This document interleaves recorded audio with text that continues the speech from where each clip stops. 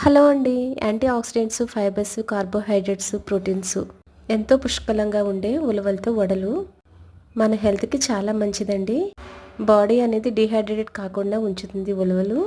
So ఒక cup ఉలవలు తీసుకుని 6-7 గంటలు నానబెట్టుకుని 2-3 టైమ్స్ బాగా కడిగి వాటర్ అంతా స్ట్రెయిన్ చేసేసి మిక్సీ జార్లోకి తీసుకోవాలి.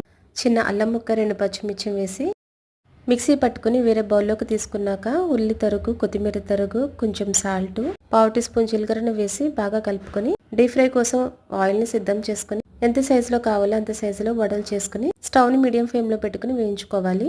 వేసిన వెంటనే తిప్పకుండా 2 సెకండ్స్ తర్వాత టర్న్ చేసుకోవాలి. ఈ వడలు కొద్దిగా కలర్ అనేది చేంజ్ అయిన తర్వాత ఫ్లేమ్ని మీడియం టు హైకి అడ్జస్ట్ చేసుకొని వేయించుకోవాలి. ఇలా వేయించుకోవడం వల్ల క్రిస్పీగా ఉంటుందండి పైన. తర్వాత అన్నీ కూడా వేయించుకున్నాక వేరే ప్లేట్లోకి తీసుకొని వేడివేడిగా సర్వ్ చేసుకుంటే చాలా బాగుంటుంది.